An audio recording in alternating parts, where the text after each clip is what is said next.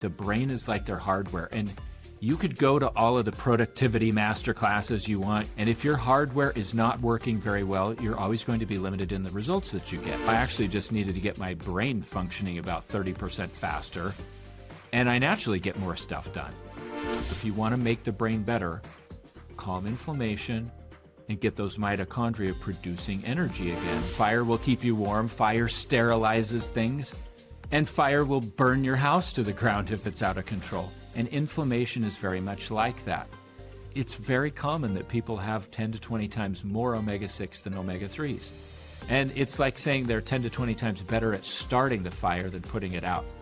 Within about a week, they said, oh my gosh, if I had known that the bottle of the right kind of fish oil in the right dosing would have changed my brain that much and I would feel so much better, I would have done that 15 or 20 years ago. No one will ever care about your body more than you do. You're the one that gets to live in it. People confuse what is common for being normal. Motivation is a bit of a mirage. A lot of people wait until they're feeling something before they take action. But to motivate, by definition, means we're moving.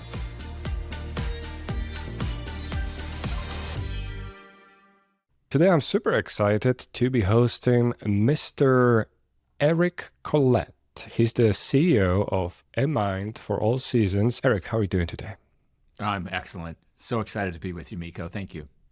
Yeah, myself as well. I've been just talking about this to my wife, and that thing you told me about looking at your brain the way that you look at hardware has really stuck with me for the last few weeks. You ruined my holiday, man.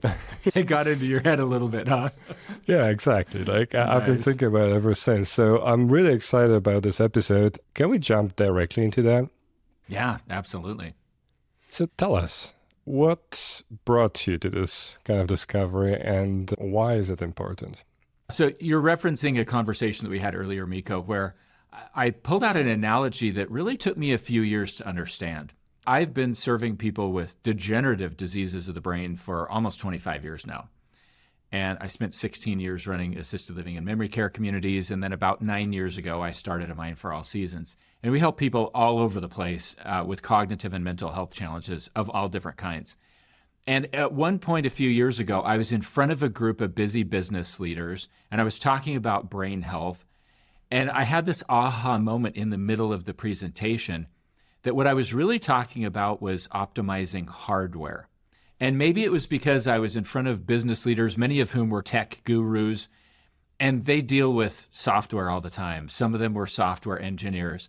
And I was thinking, it's like if you go to a business master class or you read a book or you're doing something to try to improve your skills or increase your productivity or show up better in some way in the workplace, that's all like software. But if you're loading new software onto old hardware, it never works very well.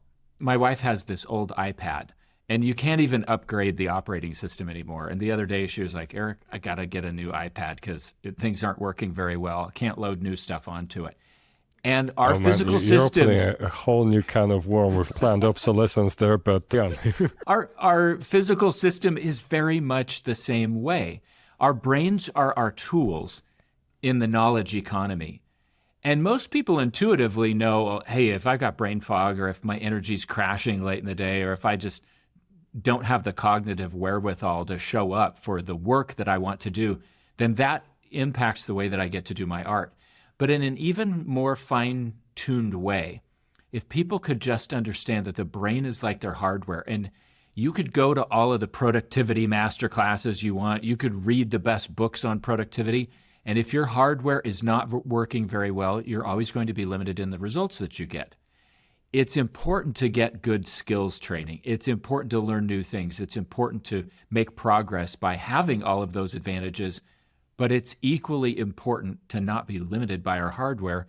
And I have a lot of joy in helping people optimize the way that their brain is functioning. And I see people all the time that come back and say, oh my gosh, I thought I needed to take a course on how to get more done. No, I actually just needed to get my brain functioning about 30% faster, and I naturally get more stuff done. So it was really cool to have that sort of aha a few years ago with those business leaders, and then to more intentionally put it into practice and to use that viewpoint to guide what we're trying to do for people. Wow. So that's a good sales pitch. Not only does it speak to me as a techie, but also just casually threw a number, 30% better hardware. I guess it's a little bit like... throw that out, Miko, because so often when I'm working with someone that is otherwise in pretty good health and they just want to be optimal, we do a really objective cognitive test with people. And this is a test that's been administered over 20 million times in the last couple of decades, and it's used in a lot of research institutions. So there are many data points to compare to, and it's like a fine-tooth comb going over different aspects of a person's brain functioning. And it's really common that we help people that are otherwise pretty healthy and getting good results in life improve cognitive scores by 20 to 30% in a lot of those areas. And then we see the outward manifestation of a better brain in terms of, hey, I'm getting more stuff done. My energy level's better. I'm more focused. I'm concentrating. So I wasn't actually just randomly picking a number. We see stuff like that all the time, and it's really fun. Wow, so that's why you need to listen until the end of this video. Yeah, and I'm guessing companies must be throwing money at you now to get their workers to be 30% more productive. So how do we get there? That's a great question. I think there are some principles to understand. I'd like to share with your listeners some actionable things that anybody can do. It's not going to cost a lot of money for people to be able to do many of these things to already start moving in the right direction. Maybe we could just talk about a few principles so that people have the right understanding of some things about how the brain works, and then talk about actionable strategies and leave people with some key tips that they can apply starting today in their lives. That sound good? I couldn't have asked for anything more. Okay. One of the most interesting things that has come out in the last 10 or so years of my career is seeing this convergence of research. And when different researchers who don't even know each other and aren't talking come together on the same principles, it's a pretty good sign that we're on to something that's fairly fundamental. And when I talk about this research, I'm talking about people who are studying Alzheimer's disease, people who are studying Parkinson's disease, people who are studying anxiety and depression. So we're talking everything from neurologists to psychiatrists. And one of the things that has started to come out in all of that research is if you want to make a brain better, you have to calm inflammation and increase energy production. So let's dig a little bit into how cells function and just understand something about the cellular engine and a few key ideas that can help us make sense of all this. The first key idea that I'd throw out is an idea that came from research from Dr. Robert Naviu at UCSD in about 2014. And it's based on the mitochondria. And if someone's not familiar with it, mitochondria, you learn in high school biology, are the powerhouse of the cell. They produce energy in the cells of the body. And every cell has somewhere between 200 and 2,000 mitochondria. And the difference depends on the type of cell. So if it's a muscle cell, like you got your weight rack behind you, so you do lifting, and and your muscle cells that you're activating with that, they need a lot more mitochondria. They have to produce a lot of energy. Brain cells need to produce a lot of energy. The brain's actually a total hog. For weighing just over 3 pounds, think of the fact that it uses about 30% of all the calories that we take into the body. It's this crazy amount of energy that the brain produces and has to consume. Yeah, it seems like a luxury item, and then if it's not working well, it's, oh my gosh, this is like fundamental to everything. This is the control tower for it all.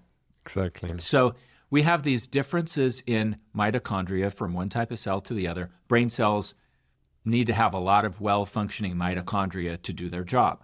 What Dr. Naviu found in about 2014 is that mitochondria are also like a switch for the immune system.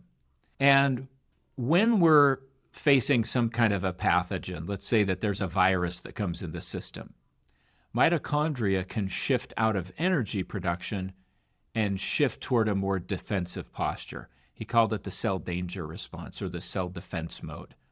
And the outward sign of that is that energy drops. So think about the last time you got sick with some nasty virus. One of the earliest symptoms for many people is a drop in energy. They just start feeling like something's coming on. And a few hours later, you might find yourself in bed with crushing fatigue and you sleep 20 hours a day and you're still exhausted and you can't get out of bed. That's the sign that throughout your body, mitochondria have switched from producing energy to defending territory. Imagine the cell is like a castle and the mitochondria are like the knights. And when they're not having to defend the castle from an invasion, they do all sorts of stuff to just keep daily life going, and things are good until the invading army comes in and it's drop everything, let's go fight the battle. That can happen in a localized area. That can happen in the brain, for example. And by volume, somewhere around 50% of the cells in the brain are involved in our immune response. So normally when people are talking about brain cells, they're thinking about neurons. Not all the cells in your noggin are neurons. There are astrocytes and oligodendrocytes and all sorts of other cells, microglial cells. These are immune-related kinds of cells. And if the immune system turns on in the brain, energy production drops. So let's say that someone gets into an accident and their brain, which is floating in the skull, rockets forward. Maybe somebody's sitting in the car and they get rear-ended by someone that's texting and driving. Not that would ever happen in today's world, but their brain moves forward, it compresses against the front of the skull, and it turns on the immune response.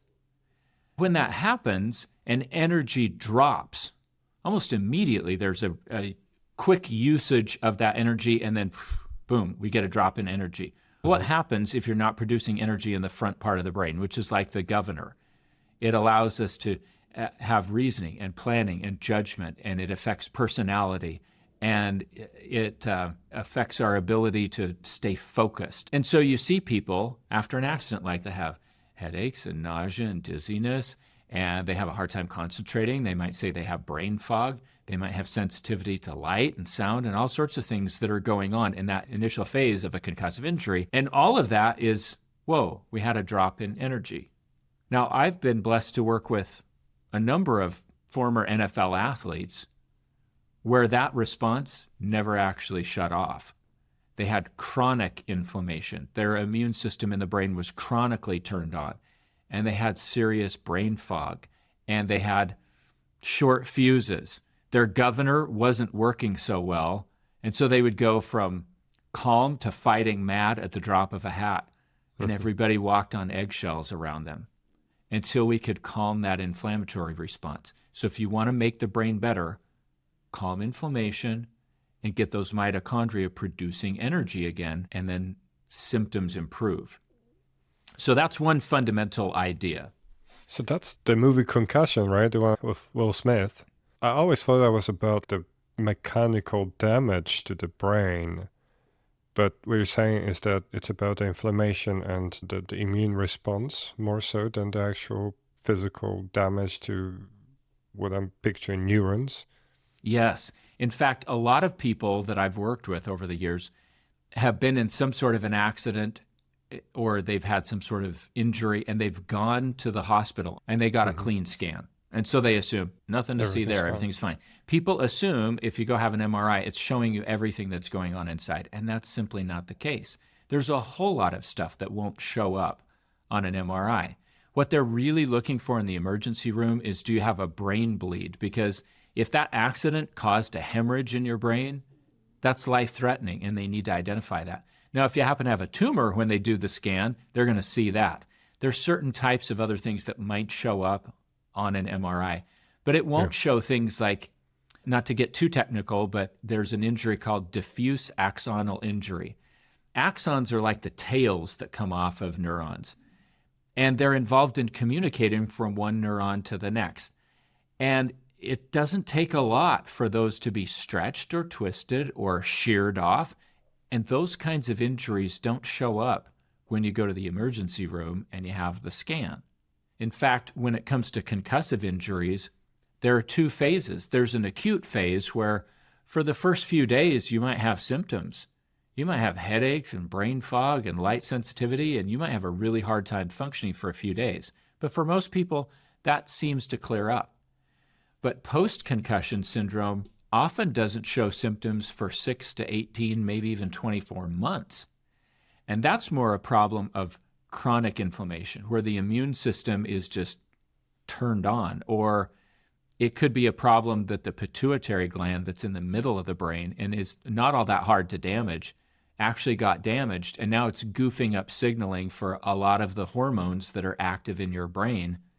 And over time, those hormonal levels get really wonky, and then you start having symptoms down the road. You might have a sleeping disorder or an eating disorder or anxiety or depression or brain fog or a drop in cognitive functioning overall. And a lot of people that I've worked with are scratching their heads saying, where did this even come from? Because it's enough after the injury that they had that they're not connecting the dots and realizing what was contributing to that. I think inflammation is like one of those things that keeps popping up now when you hear about things like stuff like allergies, stuff like chronic inflammation, the standard Western diet giving you inflammation. What is inflammation really? Like on a physical plane?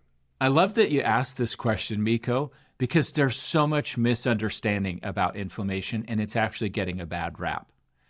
So before I get even technical at all, I want to give you an analogy. Let's say inflammation is like fire. If I asked you, is fire good or bad? You'd probably say yes, or it depends, because fire will cook your food, fire will keep you warm, fire sterilizes things, and fire will burn your house to the ground if it's out of control. And inflammation is very much like that. So a lot of people are aggressively fighting inflammation. And really, I think what we need to talk about to refine the conversation is we want to avoid chronic inflammation. Inflammation is when the immune system turns on.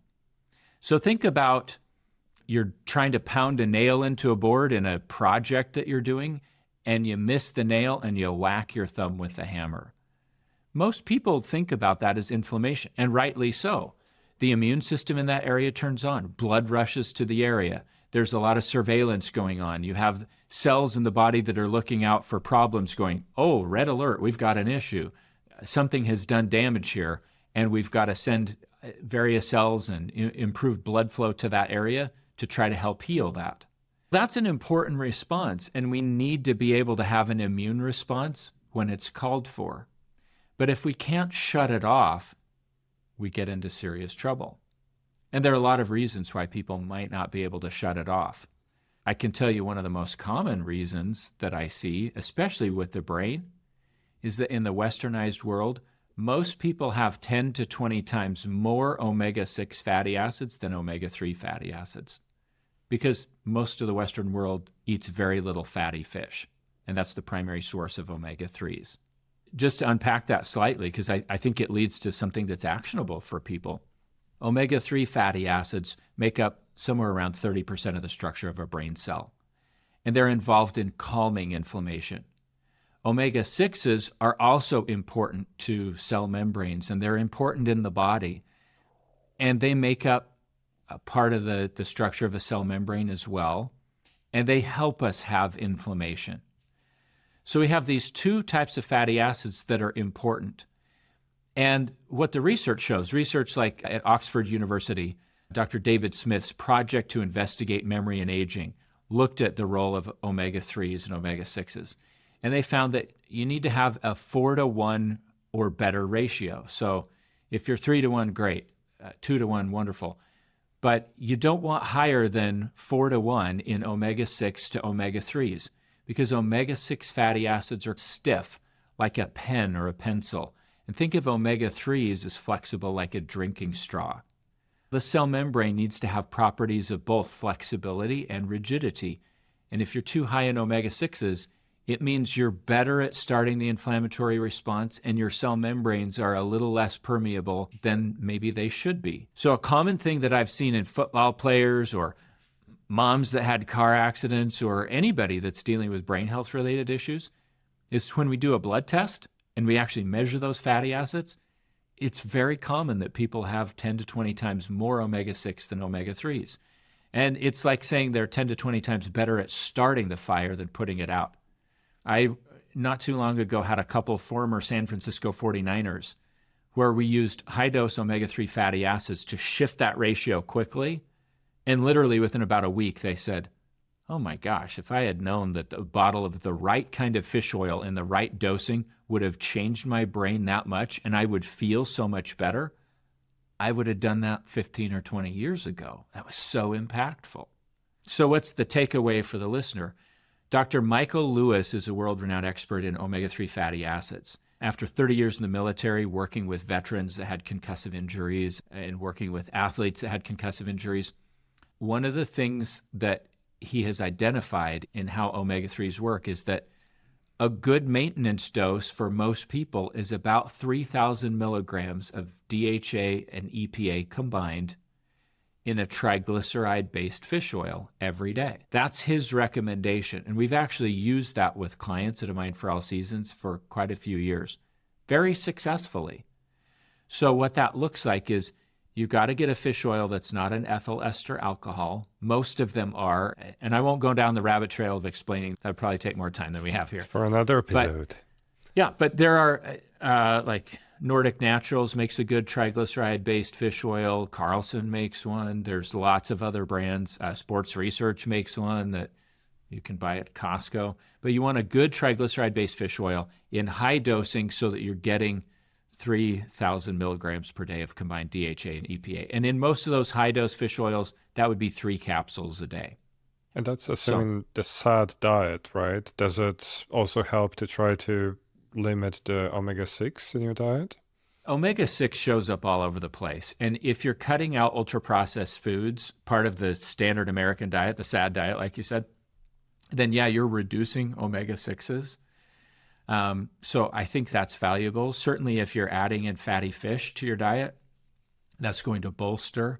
And ultimately, it's valuable to measure where a person is, do a blood test, make an adjustment, and then measure again and find out how a person is doing.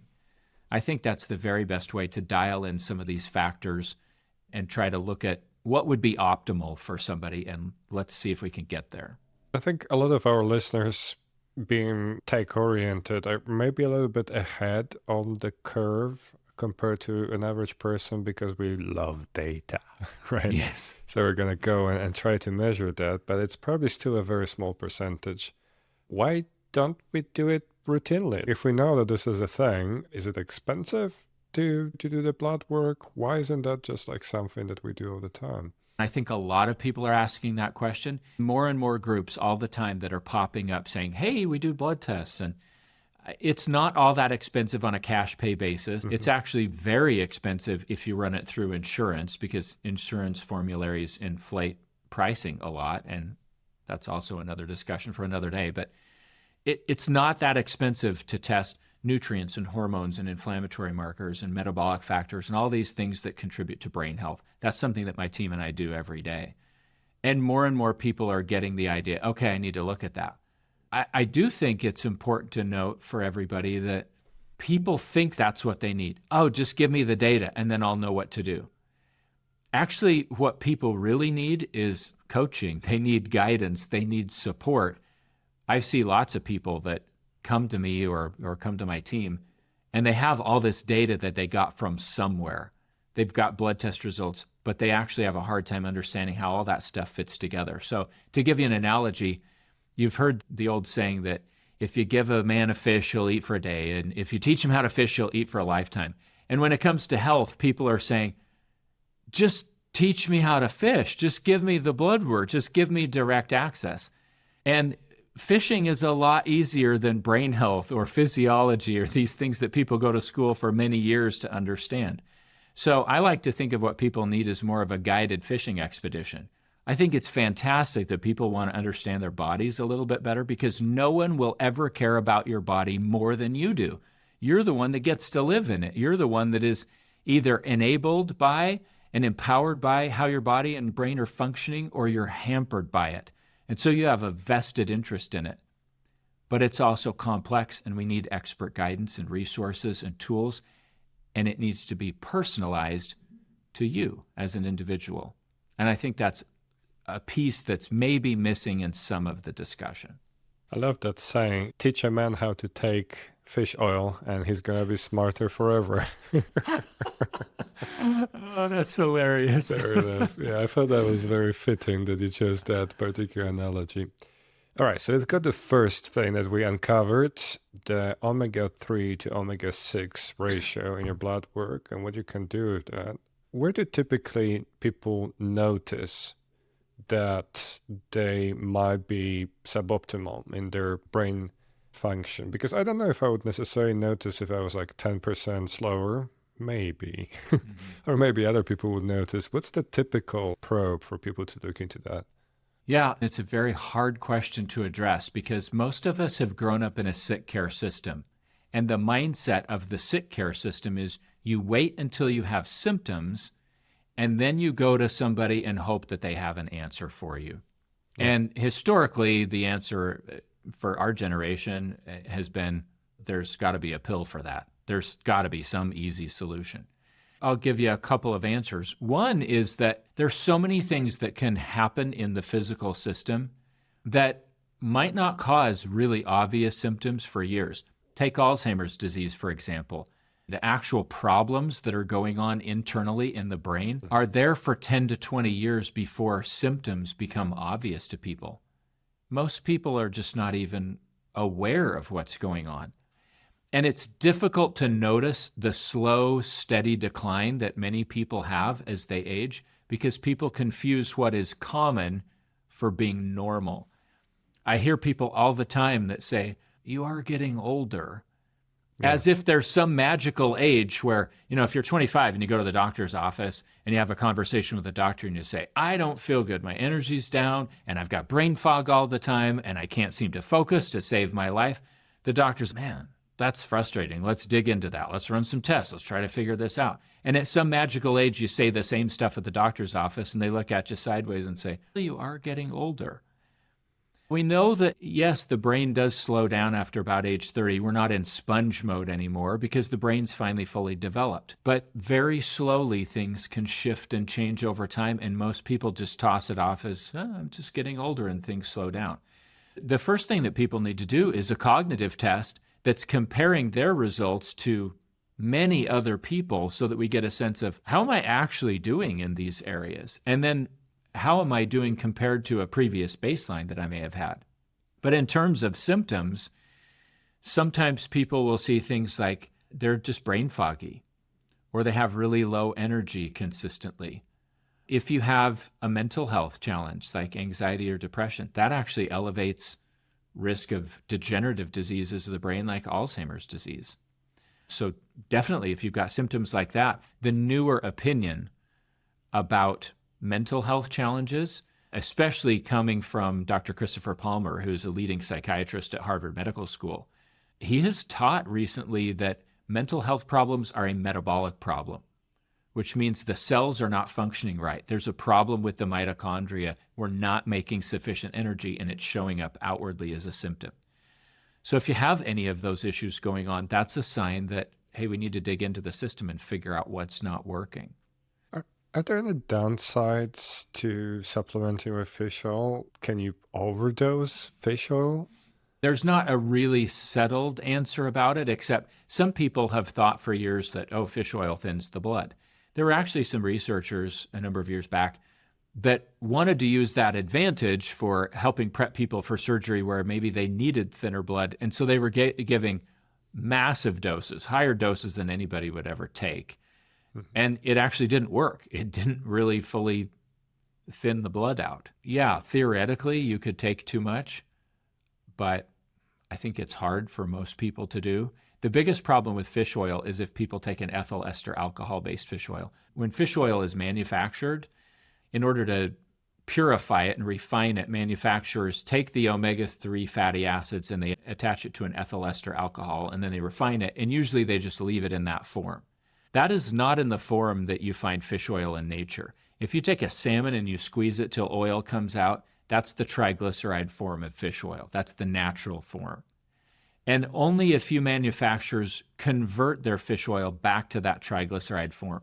If you ingest a fish oil that is ethyl ester alcohol based, your body can't absorb it very well. It's about 75% less absorbable, and that's why people get nasty fish burps. So especially if you see a fish oil that's advertising, it's coated so it won't give you nasty fish burps, it's probably an ethyl ester alcohol because they're trying to overcome that problem. Got it. But fish has a lot of things stacked against it, right? First of all, you Yes. want like an oily fish, and we've been told that fat is evil and is gonna make you obese for a long time. Then, I don't know, at least where I live, they just keep talking about like microplastics in the fish and mercury that supposedly accumulates and stuff like that. So it's really not something that you see a lot. And that's like leaving alone the idea of farmed fish and all the other things that I've watched documentaries on. By the way, I was in Japan on the holiday that you ruined for me, and I had salmon, and it looked nothing like the one that I'm used to, like the light pink, super oily salmon. That one looked orange. It was much leaner than what I was actually used to. But the bottom line is that there's a lot of information that basically tells you do not eat that fish. Yeah. It's a difficult problem because I agree that the waters of the world, our air, our environment in general, does have a lot of microplastics in it. In the journal Nature Science, February 3rd of this year, an article came out from researchers at the University of New Mexico where they did autopsies on patients that died between 2016 and 2024. And they found that there was about as much micro in the brains of people that died in 2024 as in a plastic spoon. Can you imagine having the equivalent of a plastic spoon in your brain? And it represented a 50% increase from the amount of microplastics in the people that died in 2016 versus 8 years later. And if people died with dementia, and then they did the autopsy, there was about 5 times as much microplastics in the brain. We can't say, oh, that's causative, but it's an interesting correlation that something's going on where if you're dying with dementia, you're not clearing that as effectively. So I agree with you. Microplastics are a problem. Mercury is a problem. In general, it's recommended that people eat smash fish, salmon, mackerel, anchovies, sardines, and herring. Smash And fish. yes, those are fish that are lower on the food chain because the higher up you go on the food chain, the more likely it is to have mercury. But it's a challenging issue, and there's not a perfect solution to that. You mentioned farm-raised fish. It's no different than grass-fed beef versus factory-raised beef. You are what you eat, and so are the animals that you're consuming. And so if you're raising fish and you're feeding them a bunch of grain to fatten them up, then the omega-6-3 composition of those fish is going to be totally different than if they're wild caught. So lots of considerations. So we're doomed, basically. Well, I take comfort in the fact, Miko, that the number one cause of death is birth. It's going to happen. We know that. And so I just really work hard to take whatever knowledge that I have to live the best possible life that I can. And by doing the best job that I can, then I get the best results. And then when new information comes out, I apply it. I don't know that anybody can do any better than that in our lives. We live in an imperfect world. There are a lot of challenges that we're up against. We have to do the best that we can. But I think today's best that we can is far better than yesterday's. I think we know so much more and we understand so much more about things like even how the cellular engine is operating and how to diagnose problems of energy that we can get better results. You asked me if I could picture plastic spoon in my brain, and I've been picturing that ever since you said that, and I guess I'll be living my life right now like that. Anyway, before I rudely interrupted your interesting discourse on the brain and took it all in the fish's direction, you were telling us about how to make your brain more productive. Where were we? Yeah, really fun meandering down that road. You ask wonderful questions. Thank you for that. I think it would be valuable for people to have an analogy about the cellular engine because that allows them to start self-diagnosing a little bit. So we talked about energy production is key in all the cells of our body, but hey, if you're having cognitive or mental health symptoms, it's a problem of energetics one way or another. It's a problem of how the mitochondria are functioning. And when you and I had a conversation before, Miko, I shared an analogy with you. So I think it would help your listeners if I brought that up. Everybody has heard of the steamships that crisscrossed the waters of the world back in the 1800s. And those steamships had a coal-fired engine. So there was a furnace in an engine room, and you'd see a guy shoveling coal into the furnace. And the faster he shoveled the coal in, the faster the ship was able to go, because that coal heated the water that produced the steam that drove the ship. If you want that guy to be successful shoveling the coal in, he needs 3 things. You have to feed him regularly. He needs to stay hydrated, and you got to have a ventilation system that works, because if the exhaust from that furnace backs up into the engine room, he's going to drop dead of carbon monoxide poisoning.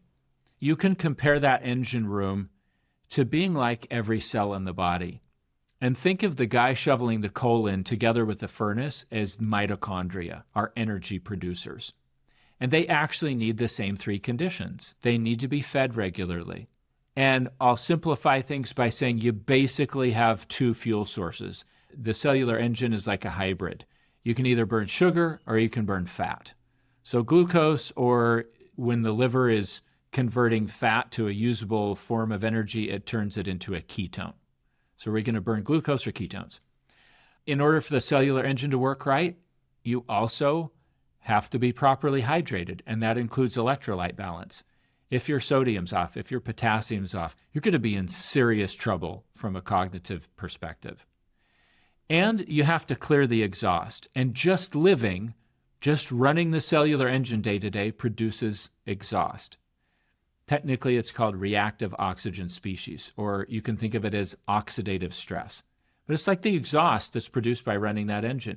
And if we're not clearing that out of the cell very readily and it's backing up, energy production slows down.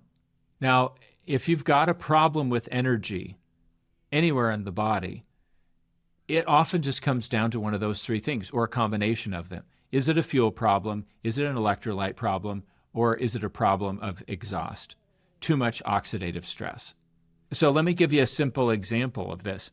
A lot of people that work indoors and don't spend a lot of time outside have probably had the experience of going on a vacation and sitting on the beach. And after a couple of hours, they are exhausted. They just feel wiped out and they feel lethargic the rest of the day. And I've had many people say, Eric, I don't get it. Like, I was on vacation, I was relaxing, it's supposed to be energizing, and instead I'm wiped out. What they don't realize is that ultraviolet light from the sun, that they're not so used to being exposed to because they work indoors all the time, staring at a computer doing their tech work, that increases oxidative stress. You actually end up with this outside source that increases the exhaust, and your body needs antioxidants to clear that. If you start spending more time out in the sun, your body will upregulate. You'll start making more antioxidants.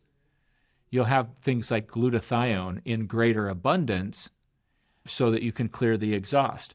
Same thing with exercise.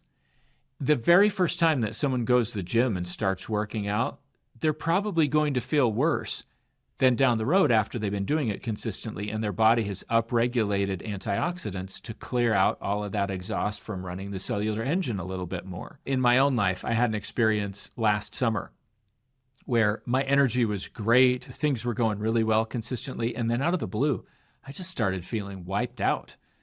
And I couldn't figure out what was going on until I realized, wait a minute, we got a bunch of forest fires burning in our area, and literally you couldn't see more than a quarter mile.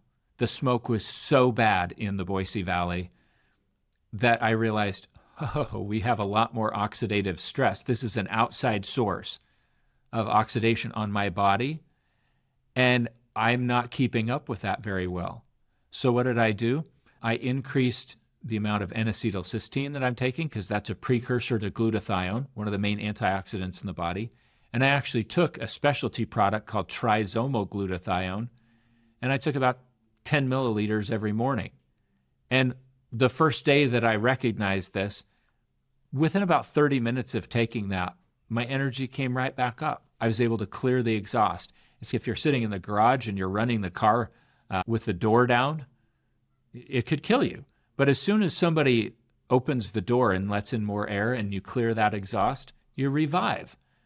That's what happened to me. And if people will just start thinking of, do I have a fuel problem? Do I have a hydration problem? Do I have an antioxidant problem? Or some combination of all of that, that moves people in the right direction of starting to solve some things. I actually thought you were going to go the dehydration route on your beach example, but that was a little bit unexpected. Yeah, dehydration could be a factor as well. I have had some clients, though, where leading up to a vacation, like I had a lady from Tennessee who's a client who was headed out on vacation, and she had noticed in the past that she gets out on vacation and just doesn't feel very good. And so we talked about this exact principle, and I said, let's get you ready for that. First of all, start getting used to spending a little time outside. Let's increase your glutathione level. Let's also focus on hydration, and let's be thoughtful about how you're fueling your body, because she was also going on vacation and eating a whole bunch of junk, and it wasn't serving her well. So we talked about, well, let's dial in your breakfast and lunch and make sure that it's really low carbohydrate because sugar's more inflammatory. And then let's enjoy the local cuisine and just have a little fun in the evenings as a way of balancing everything out. And she did so much better on that vacation. She didn't find herself exhausted half the time. So just to complete my mental model, the mitochondria that I remember from primary school are engine of the cell. Is that like a dynamic system where you get more mitochondria in your cells when they need it? Or is it like every cell has a predefined number and you need like a new cell that replaces it with more mitochondria? Just for the geek in me, how does that work? Let's turn to the research of Ari Whitten, who talks a lot about mitochondria. Ari has pointed out that from age 20 to age 40, the number of mitochondria in our body gets cut in half. And from 40 to 80, it gets cut in half again, unless we're doing something to stimulate the body to make more and bigger mitochondria. And there's one thing that is known to cause the body to make more and to have bigger, healthier mitochondria. It's a principle called hormesis, Hormesis. And basically, hormesis is a stress that causes the body to have a reason to be more resilient. And there are a lot of hormetic stressors. This is going to lead to some really actionable things that people can do. It ties into kind of strategies for life. If you're out in the sun and you have that increased oxidative stress from that ultraviolet light, that actually stimulates the body to make more and bigger mitochondria. Now, you don't want to overdo it. Obviously, you don't want to go burn yourself, but gradually increasing sun exposure makes a difference. Heat exposure stimulates more and bigger mitochondria. So does cold exposure. Some of the problems that we have with low energy in the modern world are actually the plagues of prosperity. It's the fact that we live in climate-controlled homes, we drive in climate-controlled cars, we go work in climate-controlled buildings, and we don't have enough stressors in life. Food scarcity is not an issue for probably everybody that's going to listen to this podcast. But historically, humans went through periods of feasting and periods of famine. If you're in a fasted state, that is a stressor on the body. That is a hormetic stressor that stimulates the body to make more and bigger mitochondria. And it used to be that humans got all of these hormetic stressors that improved mitochondrial functioning and the number of mitochondria just by virtue of living life. And nowadays, we actually have to go out and seek for it. Exercise, same thing. Doing breath work, same thing. So nowadays, you hear about people getting in saunas and getting in cold plunges and doing all these things to stimulate hormesis because they actually really do work. They will, over time, add up to more and bigger mitochondria, and they could make the difference between being 80 and able to get in and out of a chair or not, and being dependent on somebody else. Wim Hof approves this message. Yes. I love Wim Hof. Yes, Yeah, so true. I could have guessed that one. Okay, to actually answer my question, so they grow bigger or do you get more of them, the mitochondria? Both. Okay. So You mentioned a number of things. Is there like a hierarchy to what you should be doing that gives you the most bang for your buck? Because I think for anybody listening until this point, other than the fish oil, there's no pill for that, and you're going to have to do some weird stuff. Is there a particular order of decreasing benefits per unit of work in here? Where do we start? It's a tough question to answer because I don't know that anyone has ever researched different types of stimulation and how much they affect mitochondria in general. But I think there's a principle that everyone can apply. And the principle is the human body does best in a dynamic environment. The human body does best when things are constantly changing and we have to adapt. When we have different new stressors, it's actually an advantage to us. Let me give an example of how you might apply that. It's a good thing to get up and do a workout. And people might argue over, do you do strength training? Do you do a cardio workout? I think there's distinct advantages to each. Probably the best type of exercise is whatever a person will stick with consistently, because the research on exercise and brain health is phenomenal. But if you want to go to the next level and you just ask the question, how could I put my body into a more ever-changing state? Then it might lead you to do something that I think is actually even more effective than a 45-minute workout in the morning, which is exercise snacking throughout the day.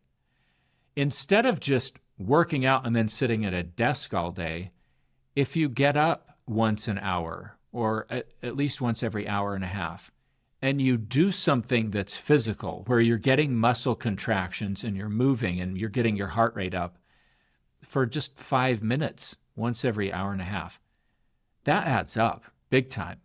Those muscle contractions move lymph through our system. That's the sewage portal of the body.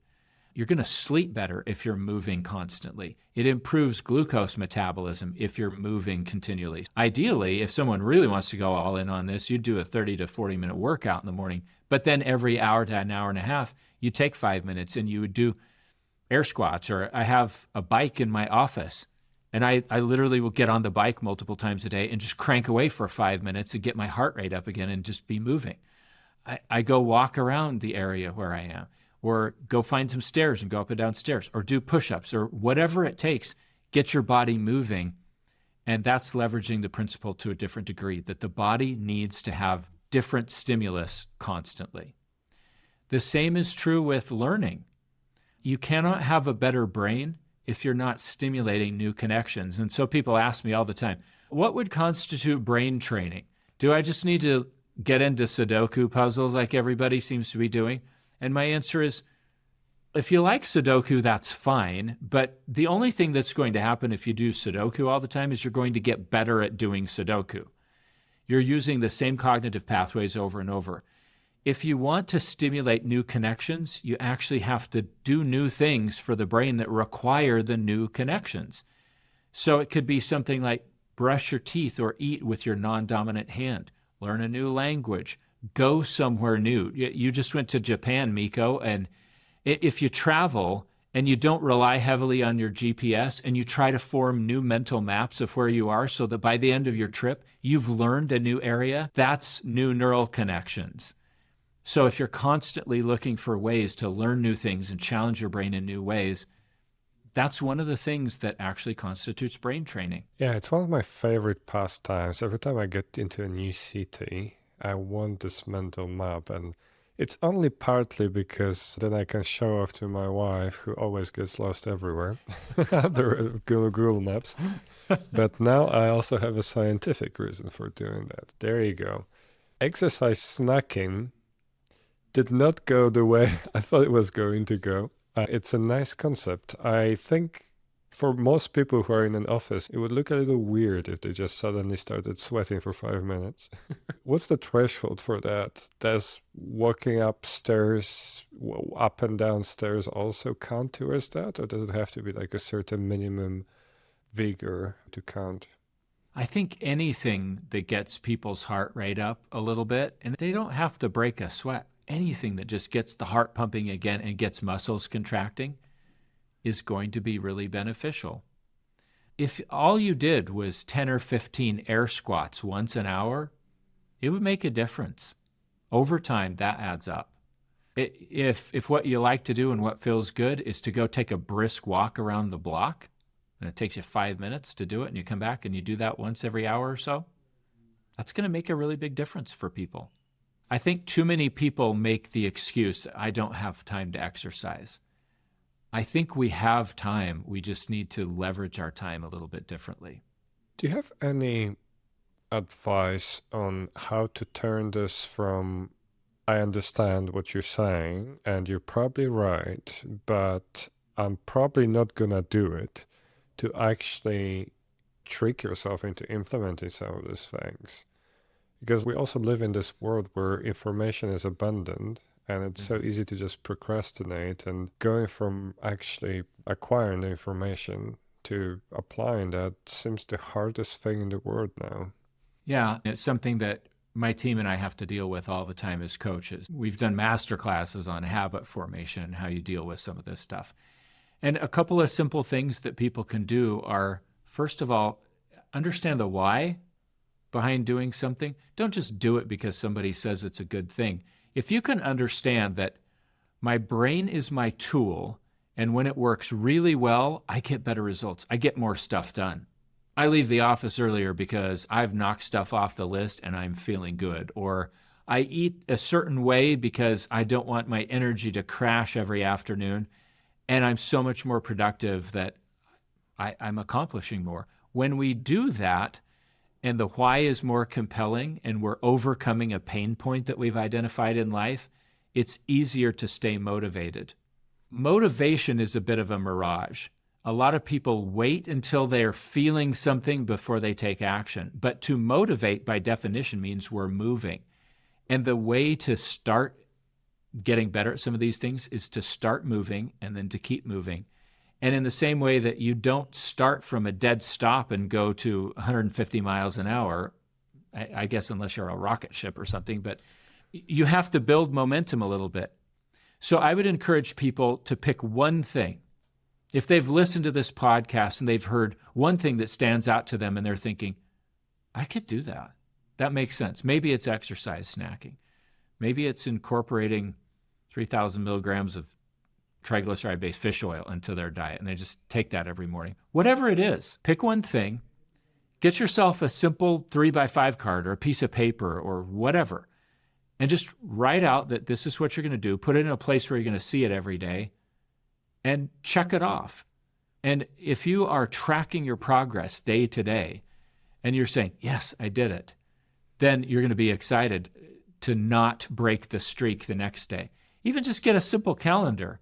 And if you're tracking one thing and you just put a great big red X on the calendar every day that you do it, you're not going to want to break the streak, and it will just become habitual. You can also stack something that you're trying to do together with something that's already very habitual. I was having a hard time remembering to take a couple of supplements that were really important to me.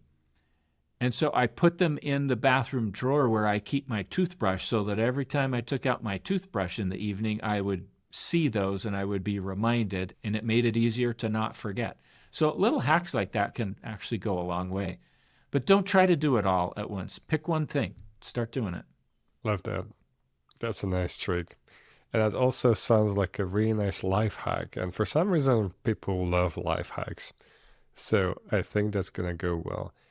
When you're not giving all this information for free to strangers on the internet, and you're actually working on a mind for all seasons, what does it typically look like? And for anybody who's listening to this and thinking, maybe I need a little coaching, tell us about what you're offering. Yeah, there's two ways that people engage with us. One way is to just be a member of A Mind for All Seasons. We have a very robust membership platform where you get a lot of benefit from engaging in that platform. We have hundreds of hours of recorded content about health-related topics. And people are able to do various assessments and determine where their needs are and listen to some of that content. And then the real magic of our membership site is we do online office hours multiple times a week. So I or my business partner, Randy, who's our chief medical officer and a nationally recognized expert in degenerative diseases of the brain and post-concussion syndrome and so forth. We're available online. You can just come into office hours and ask questions. Real, in-person, live, just Q&A, like you and I are doing here, Miko. We do a weekly masterclass for our members where we take a deep dive into a specific topic, and we try to unpack the science of that topic in digestible ways and explain it to people so that they understand something important about their bodies. And it's all available via an app, so many people listen while they're working out or driving to and from work. So that's one common way that people engage. A lot of people after a while realize, I'm always limited by the degree that I measure, and there's only so much I can do by just observation, and they start saying, I think I need to get my blood work done, and I want to know what's going on with my nutrient levels, with my hormones, with inflammatory markers, with my metabolic health, etc. And they realize that a primary care visit is very narrowly focused, and they want to look more broadly at things that could cause problems down the road and are also affecting their performance today. We have a whole organized process that people go through called the Enhanced Protocol. And basically the way that it works is we do an advanced cognitive test, we do a broad panel of blood work, we write a roadmap report that tells you in a very personalized way, here's how you go from where you are to a better place. We provide coaching and guidance to help you implement those changes. And then a few months down the road, we remeasure things so that we can say, hey, you got 20% better here. You're 15% better over there. Oh, we're missing something here. What are we missing? We need to dig into this. And we just help people dial in their performance until they have a system that really works for them so that they can manage their health long term and get really good results. And all of that is one click away for you at amindforallseasons.com/join with a promo code HOCKEY that gives you 30-day free access to the platform. Eric, it's been an absolute pleasure. You go carry on making a difference, and I hope that everybody's listening to this is going to try to apply at least one of those things and get a better brain free of charge. You're awesome. Thanks a lot. I'll see you in the next one. Thank you. Look forward to it.